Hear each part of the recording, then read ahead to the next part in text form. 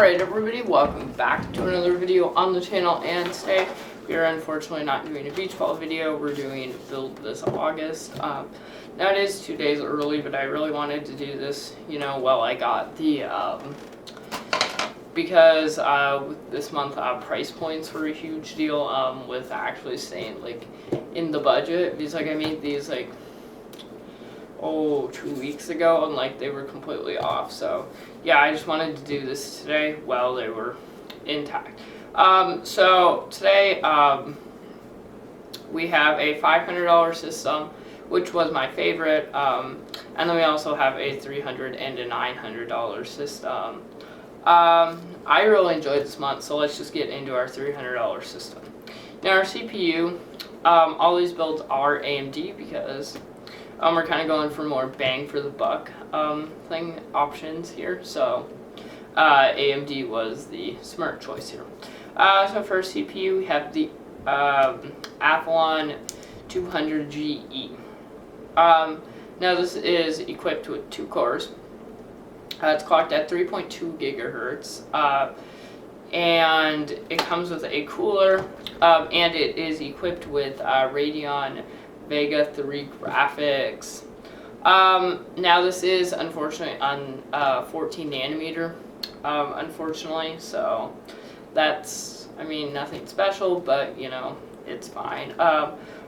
So yeah, but we did get it from $48. Now you can find it for $70, but I got it for $48 from Next Warehouse. So I will drop a link to all the parts lists in the description below, if you do want to check them out. So yeah, and actually I'll talk about that at the end. But for a motherboard, we have an option that I have used before. It is the Gigabyte B450M DS3H Micro ATX motherboard from Gigabyte. So included is 2 SATA cables, and the I/O shield, and you can find this normally for about $72 to $75. Today it was in stock at Best Buy, so that's where I got it for $72. This board, now it doesn't have the best VRM heatsinks in the world, but at least it has one. So yeah, you do get somewhat nice features, I guess. But yeah, I would definitely recommend upgrading that as soon as you can. So for RAM, we have the G.Skill Ripjaws 8 gigabyte kit.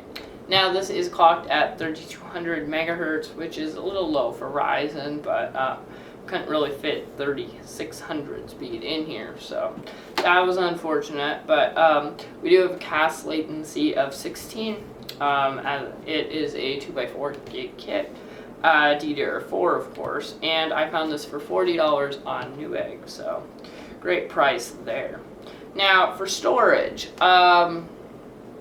this was kind of interesting, but what I did is I went with one large M.2 SSD, and then I just threw in a 2.5 inch SSD just because I had extra money, which instead of going with the 2.5 inch SSD, I recommend using the $20 to upgrade to 16 gigs of memory. I recommend doing that, but you basically decide which one you need more. But for a 2.5 inch SSD, it's 120 gigs, 2.5 inch, and it is an Intel professional drive.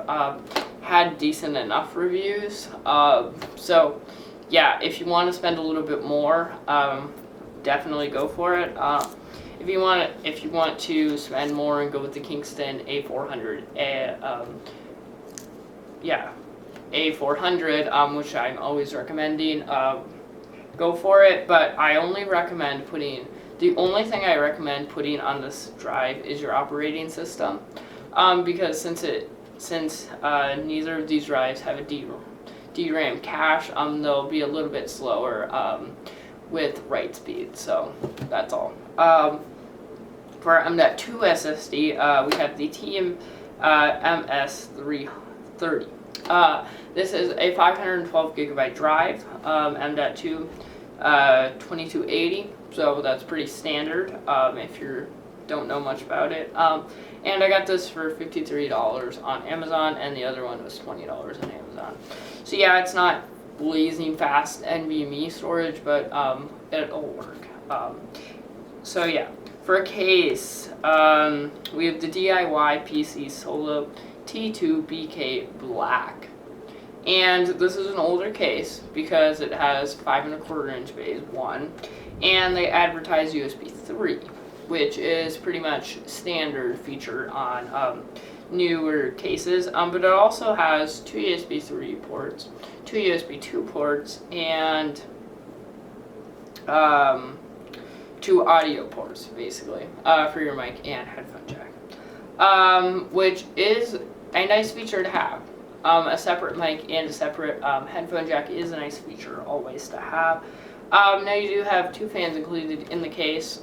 There's one blue LED fan in the front of the case and just a standard blue non-LED fan in the back of the case. So yeah, that's pretty fine. And I did get this for $29 on Newegg. So for our power supply, we have not the greatest one, but it is from a decent brand, EVGA, 400 watts. Now, we do not have black cables, which I would have liked, so you could tack on an extra $30 and get some extensions. You could save, actually what you could do is you could say, not buy the SSD, throw in $10 extra and get yourself some extensions. So you could do that if you really wanted to, but that would kind of fix the black cables. But yeah, now unfortunately the case does not have a shroud, which is unfortunate, but got this for $37 on Walmart. So this build came in at $302. So unfortunately we were $2 over, but I think it was totally fine. With the next build, what I really focused on this month was taking the first build, upgrading it, taking the third build, and upgrading it. So there's definitely upgrade build here. So you could buy the $300 build now, a year from now upgrade to the $500 build, and then 2 years down the road upgrade to the $900 build. So yeah. So basically I'm going to be swapping some parts out and adding a few new things. So yeah, for our CPU, this is the first thing we're upgrading. We are going with the Ryzen 3 1200. Now this isn't the greatest processor in the world. It still is 14 nanometer, but that's okay. It is a 3rd gen Ryzen product, which is nice. So yeah. It's clocked 1 down at 3.1 gigahertz. It's a quad-core processor. Oh, I forgot our other one included a cooler as well. This one also includes a cooler. I'm pretty sure this is a Race Stealth cooler. And then you can get it for $83 on Walmart, so pretty good deal there. So yeah. Now, unfortunately, but, I mean, you can overclock it, so that's totally fine. You can actually overclock our last CPU as well. So, we have the same motherboard, Gigabyte B450M DS838H micro ATX motherboard, obviously with the same thing. So, we will be continuing to use that part because it's on the B450 chipset, so you do get overclocking support. Now, it's not the greatest board, as I said before, but, you know, it's going to get you by. Because we're only increasing $200 from the last build, and our graphics card really went into that price, so, yeah. Now, for our RAM, we have the T-Force Vulcan Z. 16 gigabytes, DDR4, 3200, cast latency 16. And since this is Ryzen 3rd gen, Ryzen's memory speed doesn't matter as much, but it still would have been nice to get 3600, which we do not accomplish in this build or the next build, just because 3200 speed is fine, but 3600 is preferred. Now we have our same storage, Inland Professional 120 gigabyte for $20, and then the Team MS 300 512 gigabyte M.2. Now for a GPU, here's kind of where this is pretty much where most of the money went in. So we have the XFX Radeon RX 574 gigabyte RS Black Edition. Now it comes with a core clock of 1168 megahertz, and it boosts up to 1286 megahertz. I think you get this for about $129. Now, all the money for upgrading the system went into our GPU and our CPU. So that's basically where all the money went into. We're using the same case, which is just a reminder, the DIY PC Solo T2 BK Black. So yeah, same power supply, $37 again from Walmart, but this time I just I had extra money, so basically you can either put it into a faster GPU, get a better CPU, get more storage, upgrade the case, upgrade your power supply. So you can do any of those. Here are just some fun accessories that I included. So I added a blue light strip that has a nice braided cable. Unfortunately, it does have a Molex connector, which is unfortunate, but you know, pick it up for $334. Not a bad deal.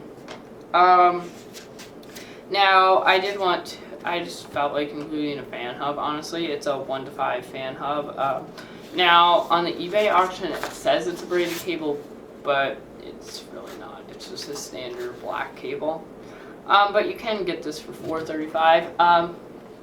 Now there are only 2 fans included in the case. But you know, this just future-proofs you. In case, you know, you upgrade to 5 fans and you don't upgrade the motherboard. So yeah, you can. That just is a big future-proof. Now for our next kind of accessory thing here, we just have a nice Wi-Fi card, honestly, with 2 Wi-Fi antennas, and it's actually a pretty simple device, basically. It just takes a M.2 Wi-Fi card and puts it on a PCIe card, and you can pick this up for about $8 if you need it. And then I just wanted to add more USB 2 ports, because we really didn't have very many USB ports at all, so I just added a USB card from StarTech, which includes 2 USB ports for $5. Alright, so guys, that was the $500 build. That did come in at $502, unfortunately, but this was, again, my favorite build. So let's get into the upgraded $900 build. Now for CPU, we upgraded to the Ryzen 5 2600. This one clocked 3.4 gigahertz. We got an extra 2 cores, and which makes a total of 6. And we are on the 12 nanometer architecture. You do get a cooler, and I found this for $128. Normally you can get it for about $140, but I found it on hot deals for less, for $128. So we saved about $12 there. So now for a motherboard, we're going with the tried and true MSI B450 Tomahawk Max. So yeah, 2 SATA cables, IO shield, great motherboard. If you have this motherboard, unless you shouldn't really need to upgrade again. Now, yeah, it can't support the Ryzen 4000 processors, but you can drop in a 16-core processor on this motherboard. You may need a BIOS update, but you can do that. So, yeah. For RAM, we have the same RAM, T-Force Falcon Z, 16 gigs, same storage, Inland Professional 120 gigabyte drive, Team MS 30 512 gigabyte. But our GPU changed. We really. Now all the rest of these GPU case and power supply all changed. So for a GPU, we have the ASRock RX 5700 8GB Challenger D overclocked video card. Now this comes with a core clock of 1515 megahertz, and it boosts up to 17 50 megahertz.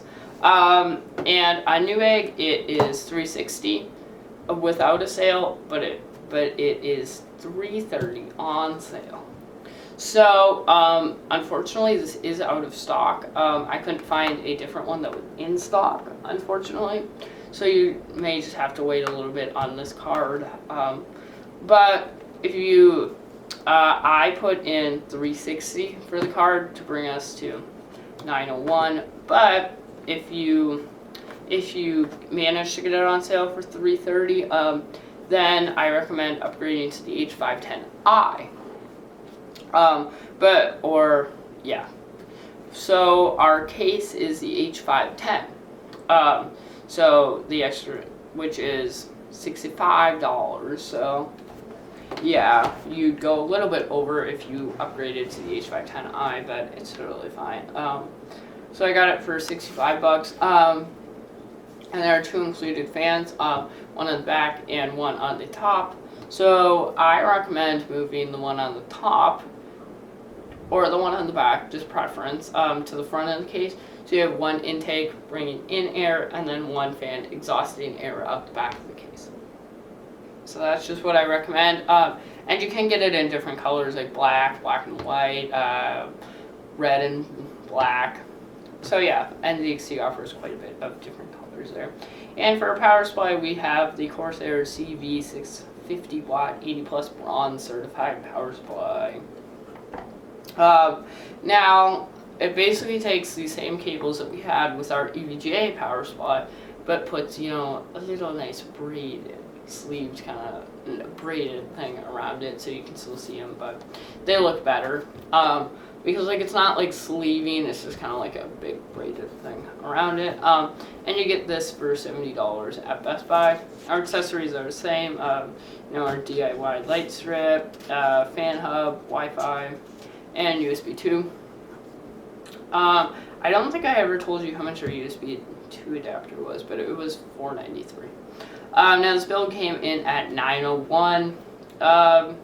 This build was fine. I mean, yeah, it offers quite a bit more performance than our $500 build, but I recommend starting it with the $500 build. But if you're really on a budget, $300 build is the way to go. So guys, I want to thank you for watching, and have a great and fantastic rest of your day. Go.